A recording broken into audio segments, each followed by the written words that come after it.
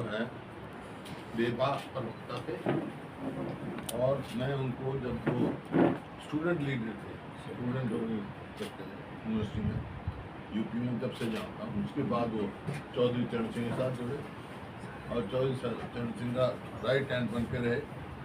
फिर कांग्रेस में भी आए, और फिर बीजेपी में गए, सांसद भी रहे, और पहले विधायक रहे, फिर सांसद भी रहे, गवर्नर भी रहे, हैं, हाँ, सेंट्रल मंत्री भी रहे कुछ।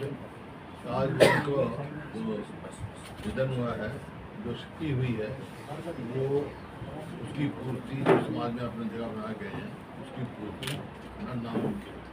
तो हमारी सबकी श्रद्धांजलि है उनको।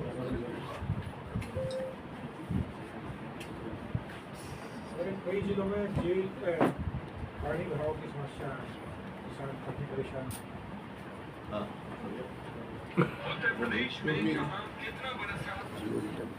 क्योंकि शहरों में और गांव में तो हजारों एकड़ जो है हेक्टर फसल बर्बाद हो गई। उसकी तरफ जिस तरह से तुरंत सर्वे करा के और गिरदावरी करा के कम से कम 50,000 रुपये एकड़ उनको अनुदान का देना चाहिए, कंपनसेशन का देना चाहिए, क्योंकि वो फसल तो ये भी गई, अगली भी मुश्किल है।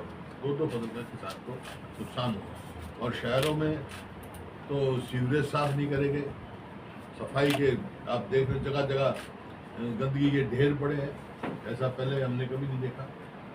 सफाई का ठेका देते हैं लेकिन सफाई नहीं होती। ये आप देखें, भिवानी गया मैं, भिवानी में भी यही हाल था, और भिवानी में एक ड्रेन बनाई थी, ड्रेन की सफाई नहीं करी। तो समय से पहले ड्रेन की सफाई करनी पड़ती है, सारी सीवरेज की सफाई करनी पड़ती है, सारे नालों की सफाई करनी पड़ती है हमारे से पहले, जब कहीं बचाव होता है। और फिर जहाँ पे ये लगा रखे हैं, पंप लगा रखे हैं, वहाँ कई गाँव से भी शिकायत आ रही है कि बिजली 8 घंटा देते हैं, उसमें भी कई बार ट्रैप करती है बिजली। वहाँ 24 घंटे देनी चाहिए ताकि पानी की निकासी हो। इस प्रकार से जो है, और किसानों को जल्दी से जल्दी मुआवजा दे।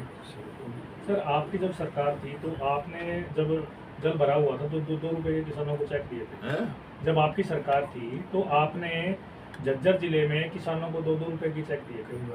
दिए नहीं, वो तो पर एकड़ के हिसाब से था, उस टाइम के हिसाब से था। जो NDRF का 10,000 और 12,000 पर एकड़ के हिसाब से था। उसमें एक का हुआ है तो उसमें कई हिस्सेदार होंगे। मान लो 500 गज में पानी भरा हुआ है, उसमें 10 हिस्सेदार होंगे, तो उसके हिसाब से आया वो बनता है उसका। लेकिन पर एकड़ के हिसाब से हम बता रहा हूँ, पूरा मुआवजा देते थे, और उसी के साथ ये आप किसी से वो कह रहे हो इनका देखो ना, और ये तो 2 रुपये दिखाएगा तो सबूत मेरे को दिखाएगा। सवाल पूछा, दिखाओ। बिल्कुल दिखाएंगे, दिखाओ, मैं भेज दूंगा आपको सर। भेज दो। सवाल पूछे थे, लेकर आया कर भाई, पूछेगा था। तुम 100 सवाल पूछ रहे हो तो मैं एक ही सवाल पूछ रहा हूँ, कहते सबूत दे। अच्छा सर, ये समस्या वर्षों से चली आ रही है। कुछ इलाकों में तो हर साल पानी बढ़ता है और हर साल यही हालात होते हैं, जैसे महम का इलाका है, हर साल पानी बढ़ता है। तो क्या इसका कोई समाधान? नहीं, महम के इलाके में हर साल नहीं बढ़ता। महम के इलाके में पानी जब आता है जब ड्रेन की सफाई ना हो, ड्रेन जो बनाई है उनका वो ना हो, जो बढ़ता बारिश का पानी तो आता है, ऊपर से पानी आता है, लेकिन ड्रेनेज ठीक हो तो उससे निकल जाता है, नुकसान होने से बच जाते हैं। डॉक्टर साहब, क्या कारण है कि कांग्रेस पार्टी अभी तक प्रदेश में विपक्ष का नेता नहीं चुन पाई है, और क्या कारण है जो जिलाध्यक्षों को लेकर जो लंबी जद्दोजहद चल रही थी उसका अभी तक लिस्ट नहीं आई है? क्या कारण है कि बीजेपी अब तक अपना राष्ट्रीय अध्यक्ष नहीं चुन पाई? 2 साल बताओ कारण, मेरे से पूछ गया तो बताओ कारण। कांग्रेस का संगठन जो विपक्ष का नेता तो बन जाना चाहिए था साहब, 2 सेशन जा चुके हैं ना, जल्दी बनेगा। स्वच्छता में अब तक को 25वां स्थान मिला था देश का। स्वच्छता में देश का 25वां स्थान मिला था रोहतक को। आज क्या, आज पूरे शहर में गंदगी के ढेर पे बैठा है रोहतक। और मैं क्या कह रहा था, क्योंकि समय पे ना सफाई हुई। फिर वो रैंकिंग का भी तो मामला है, रैंकिंग कैसे मिल गई रोहतक?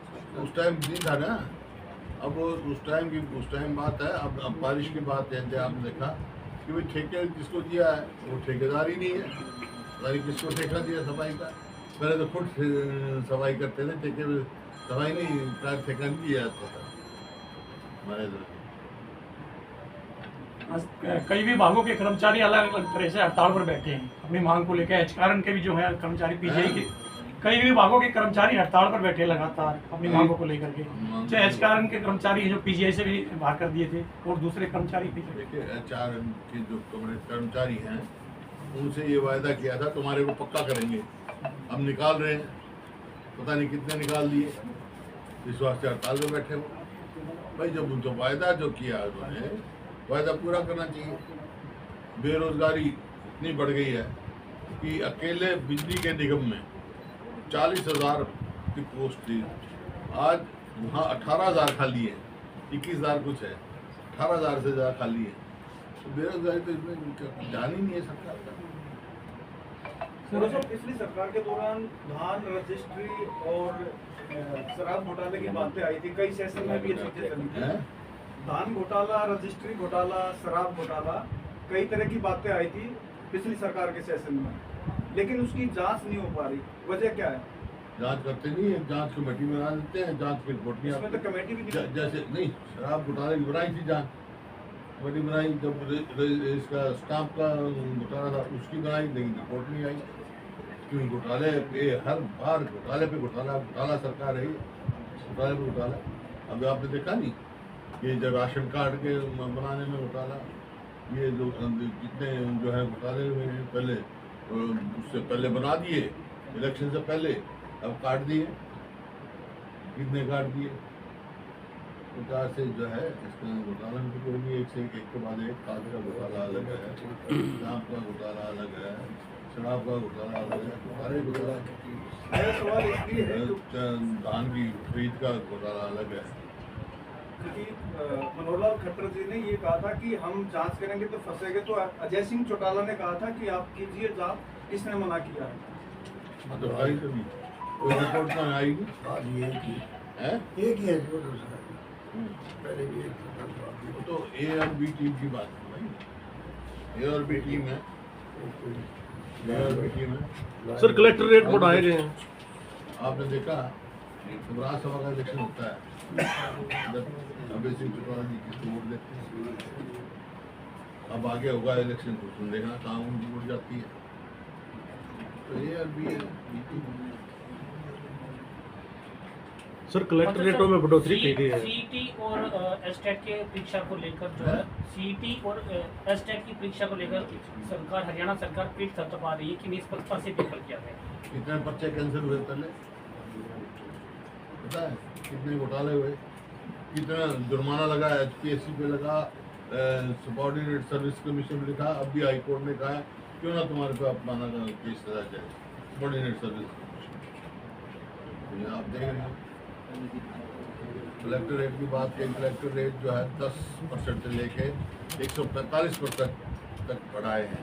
इसका मतलब किसके ऊपर बोझ पड़ेगा? जो मध्यम वर्गीय लोग हैं, गरीब आदमी हैं, उन पर बोझ पड़ेगा। पहले तो जब ये पहले हुड्डा था, अब इन्होंने शहरी विकास का HS लगा रखा था।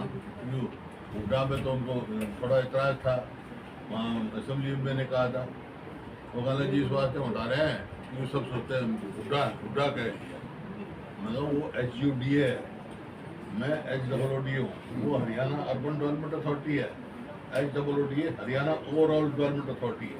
तो हुड्डा में फर्क समझो तो ये हुआ। तो पहले जब उसका बनाया कांग्रेस की सरकार के समय बना था, पहले इस देश से बनाया था कि गरीब आदमी को, मध्यम लोगों को प्लॉट मिल जाए, और प्लॉट जो है लॉटरी से निकाले जाते थे ताकि ठीक हर आदमी अफोर्डेबल करके खरीद सके। अब वो भी बंद कर दिया। पहले ऑक्शन करते हैं, ऑक्शन भी फेज में, एक सेक्टर में मान लो 50 प्लॉट इन्होंने करने हैं, तो एक बार 6-7 प्लॉट वो करेंगे ताकि प्रॉपर्टी डीलर में मौजूद है। गरीब मध्य वर्गीय का लोग ले ही नहीं सकते। अब जो इन्होंने स्कीम चला रखी है दीनदयाल जी के नाम से, उसमें थोड़ा बहुत लोग ले लेते थे, अब कलेक्ट्रेट लोग ज़्यादा हो गए, उनको भी कोई भी नहीं ले सकते। तो ये सब जो है दिक्कत गरीब आदमी पर और मध्यवर्गीय लोगों पर है। सरकार की ये दलील है एचएसबीपी और एचएसएडीसी दोनों घाटे में है, इसलिए ये प्रक्रिया अपनाई होगी। घाटे में क्यों? घाटे में कैसे?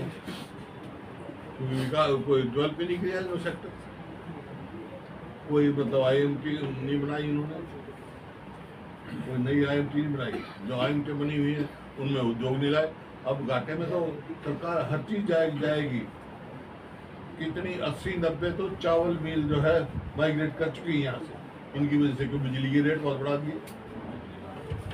यमुनानगर में प्लाईवुड की इंडस्ट्री जा रही है यूपी में, बिजली के रेट बढ़ा दिए। तो सरकार तो घाटे में जाएगी। तो घाटे में ही जाएगी कि कोई उस तरफ ध्यान ही नहीं है। जो हरियाणा प्रति व्यक्ति आय, प्रति व्यक्ति निवेश में नंबर 1 था, आज कौन सा नंबर है हरियाणा? फिसल गया अपनी जगह। आज बेरोजगारी में नंबर 1 है, आज कानून व्यवस्था जो है अपराध में नंबर 1 है। ये क्राइम रिपोर्ट देख लो आप, बड़ी तेजी से जो है अपराध बढ़ रहा है, महिलाओं के खिलाफ, दलितों के खिलाफ। हरियाणा बहुत ऊपर। रोज रोज आप देखें कभी है फिरोतिया रोज मांगी रोज फिरोतिया मांगी, रोज कत्लेआम। कल वहाँ गुरुग्राम में मर्डर हुआ, जींद में हो गया, कभी कहीं हो गया खुलेआम। ऐसा लगता है जैसे हरियाणा में कानून व्यवस्था नाम की चीज ही कोई नहीं है। तो हर हरियाणवी अपने आप को असुरक्षित महसूस कर रहा है। इसको दुरुस्त करने की। बड़ा साहब, आपने फसल के नुकसान की बात की, हैं? फसल के नुकसान की बात की। हाँ। तो कई किसान ऐसे हैं जिन्होंने प्रधानमंत्री फसल बीमा योजना में अपना इंश्योरेंस करा रखा है फसलों का, लेकिन उनको भी मुआवजा नहीं मिल पाता। नहीं मिल रहा, मैं बता उनके रहा हूँ। क्लेम्स जो है बहुत सारे पेंडिंग